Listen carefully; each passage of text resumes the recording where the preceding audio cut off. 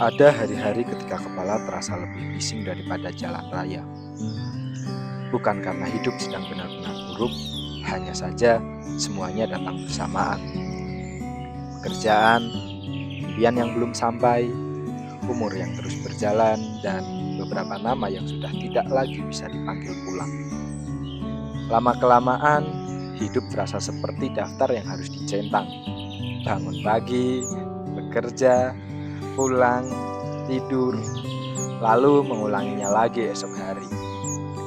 Dan di tengah rutinitas itu, kita sibuk menghitung apa yang belum dimiliki, sampai lupa mengagumi apa yang sudah ada. Barangkali karena itu, sesekali aku memilih pergi.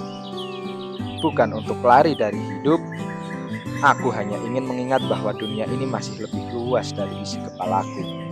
Bahwa ada air yang tak pernah lelah jatuh dari ketinggian, pohon yang tetap tumbuh tanpa tergesa-gesa, dan langit yang setiap hari berubah warna tanpa pernah meminta tepuk tangan. Di hadapan alam, masalah memang tidak tiba-tiba selesai. Menjadi orang dewasa tetap membingungkan, dan patah hati tidak serta-merta sembuh. Tapi setidaknya, aku kembali diingatkan untuk bersyukur. Sebab kadang yang kita butuhkan bukan hidup yang baru, melainkan cara pandang yang baru untuk mencintai hidup yang sudah kita miliki. Maka hari ini aku melangkahkan kaki menuju sebuah air terjun, bukan untuk mencari jawaban, melainkan memberi kesempatan pada kepala yang riuh untuk beristirahat sejenak.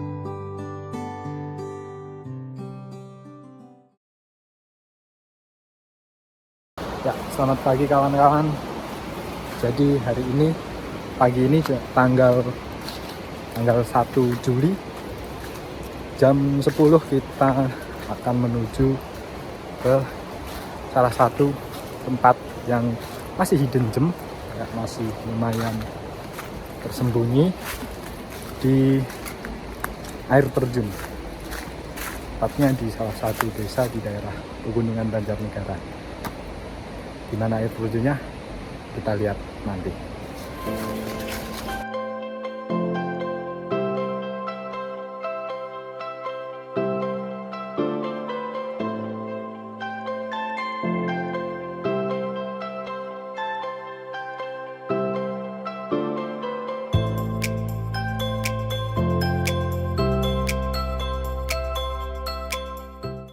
Oke, jadi dari Desa Sarwodadi menuju air terjun ini perjalanannya cukup jauh. Kalau pakai motor sekitar 10-15 menitan gitu, melewati jalan yang berbatu. Nah, terus di titik tertentu motor udah nggak bisa masuk nih. Jadi kita harus melanjutkan perjalanan dengan trekking atau jalan kaki. Perjalanan trekkingnya juga cukup menantang karena rumput-rumput liarnya itu tinggi-tinggi. Jadi kita harus semacam menembus rumput liar gitu. Terus di beberapa titik ada jalan yang longsor sehingga ya terpaksa mau nggak mau kita harus memutar jalan agar perjalanannya lebih aman. Ya, jadi kalau buat teman-teman yang mau ke sini lebih baik sih ngajak warga lokal atau teman-teman dari Desa Sarwodadi karena mereka yang lebih hafal medan, lebih hafal kontur, lebih hafal wilayah dan tahu jalur mana yang harus dilewati atau yang harus dihindari. Ya, perjalanannya sih cukup melelahkan ya dari desa sampai ke air terjun, tapi ya terbayarkan dengan apa yang kita dapatkan di air terjun. Nah, ini sudah ada di area dekat air terjunnya. Tadi sebelumnya di jalan juga ada satu air terjun tapi masih agak kecil air terjunnya. Ini di sebelah sana ada satu dan di balik bukit ini ada beberapa air terjun yang akan menjadi destinasi utama atau menjadi tujuan kita. Kita akan mencoba ke air terjun yang sebelah sana dulu mungkin. Namanya air terjun Panaradan. Oh ya, di sini ada kurang lebih 5 air terjun. Nah, setelah sampai di tempat yang kami biasa sebut kedung pertama, tandanya perjalanan sudah semakin dekat, air terjunnya sudah semakin dekat. Karena di sini kita sudah bisa melihat sungai dari dekat. Tapi perjalanan tentu belum selesai, karena dari gedung pertama ini kita harus kembali menyusuri jalan setapak yang tentu semak-semaknya tinggi, bahkan ya bisa dibilang kita membelah hutan. Ya, jalannya cukup menantang karena memang ini bukan jalur wisata, hanya jalur yang dilalui oleh warga sekitar atau warga lokal yang mungkin mencari ikan, berburu, atau sekedar pergi ke sana. Jadi meskipun jaraknya sudah dekat, tapi perlu hati-hati sampai akhirnya kita tiba di curug yang pertama. Ini dia teman-teman, curug yang pertama, Curug Panaraban. Kok deklek? Nanti aku buatin sinematiknya. Oke.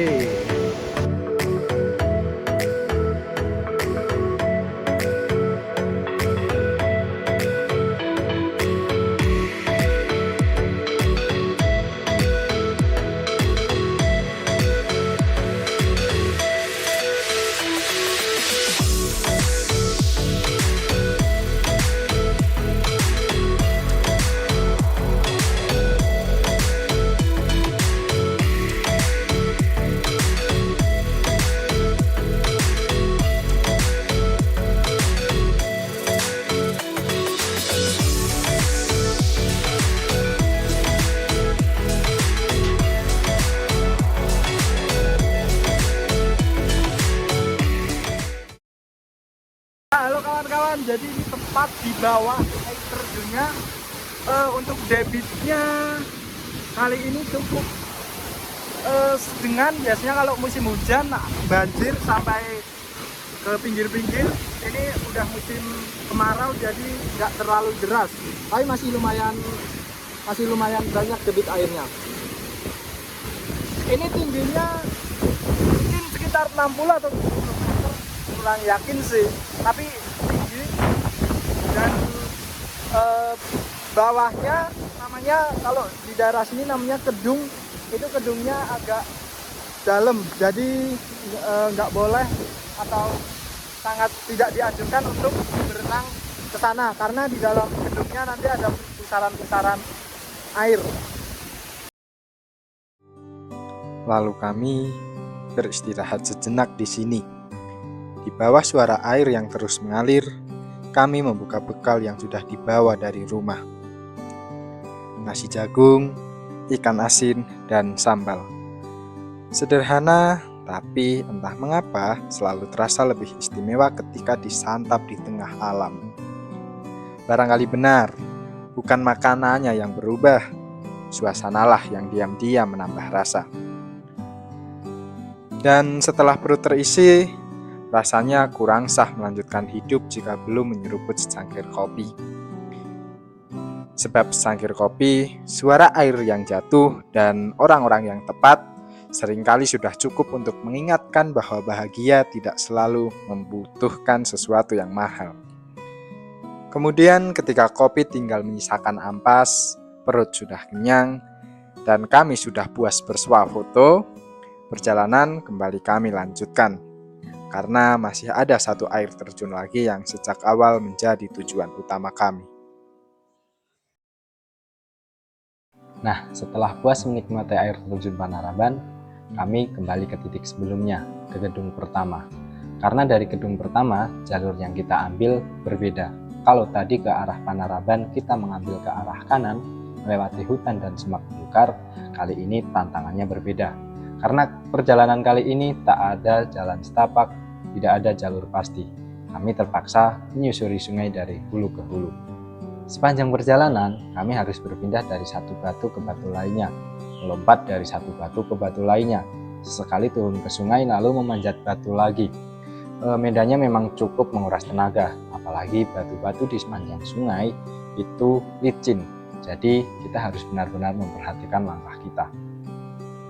Nah, karena karakter medannya seperti ini, air terjun ini hanya bisa diakses saat musim kemarau atau saat pertengahan tahun ketika debit airnya tidak begitu deras. Saat hujan, debit airnya bisa meningkat dengan cepat, arus sungai menjadi lebih deras, bahkan berpotensi banjir, yang tentu sangat berbahaya jika kita memaksakan diri untuk ke sana. Jadi, untuk teman-teman yang ingin atau berminat ke air terjun ini, pastikan semuanya dipersiapkan. Selain persiapan fisik, teman-teman juga harus memperhatikan waktu. Jangan sampai perjalanan yang kita niatkan untuk mencari keindahan justru berbahaya bagi diri kita sendiri. Kita sudah ada di setengah perjalanan. Tour guide, bagaimana, Bung? Sebentar lagi kita sampai tujuan. Sebentar lagi kita sampai tujuan karena yang kita tuju ada di balik bukit ini. Kok kameranya padang temen ya, Mbah? Ternyata analog MU. Kalah padangnya matahari. Lagi asik-asiknya menikmati perjalanan, tiba-tiba begitu dapat jalur tanah, banyak lapak babinya dong. Babi hutan lagi, gundeng-gundeng. Kita lihat di sini. Ini membentuk dua jari. Ini tandanya adalah telapak celeng. Berarti ini kawasan celeng. Di sini masih banyak hewan-hewan endemik atau babi hutan atau yang kita biasa sebut celeng. Biasanya banyak orang yang berburu. Cuma populasinya banyak banget jadi mengganggu petani biasanya. Makanya diburu. Ada jejak-jejak hewan-hewan karena dekat sumber air atau sumber mata air atau sungai, biasanya memang hewan-hewan banyak yang melakukan kegiatannya di sini. Ini perjalanan masih lumayan, kita harus nyebrang lagi. Oke, ikuti lagi guys.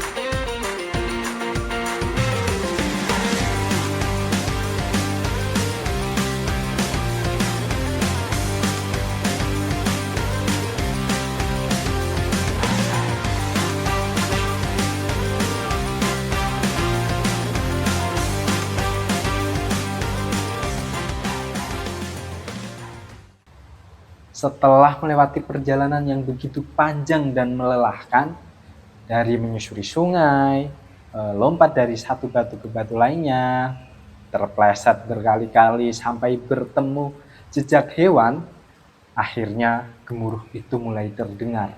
Semakin dekat, semakin jelas, di balik rimbunnya pepohonan terlihat tujuan utama kami. Selamat datang di Curug Tumpuk Telu.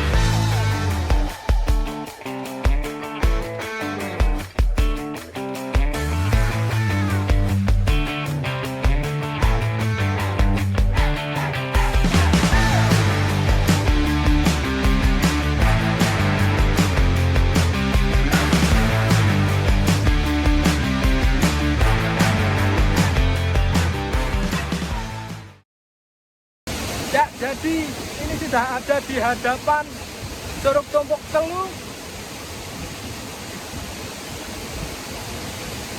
Nyesel kalau cuma rebahan di rumah.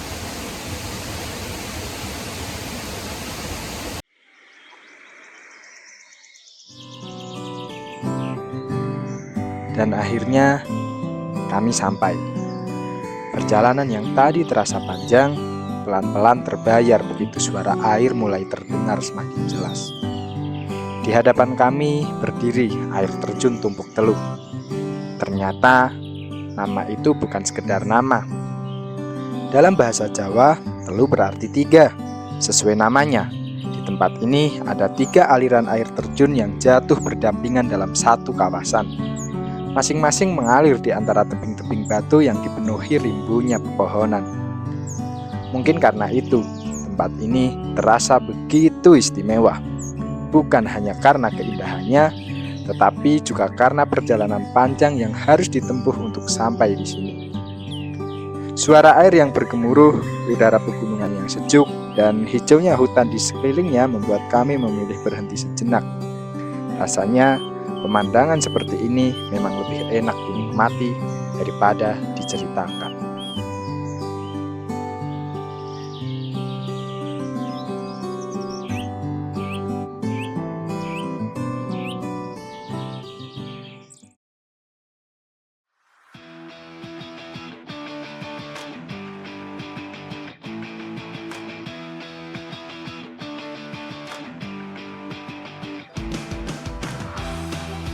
Rasanya kurang afdol kalau sudah jauh-jauh datang ke air terjun tapi tidak merasakan langsung dinginnya air.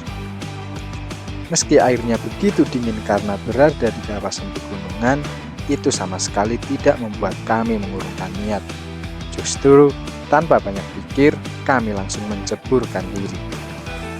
Beberapa saat kemudian, dinginnya air sudah tidak lagi terasa.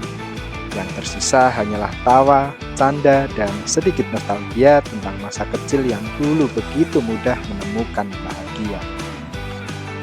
Mungkin semakin dewasa, kita memang semakin jarang bermain. Padahal kadang yang kita butuhkan hanya sesederhana kembali menikmati momen, tanpa sibuk memikirkan apapun. Dan ketika tawa mulai mereda, kami pun sadar sudah waktunya pulang.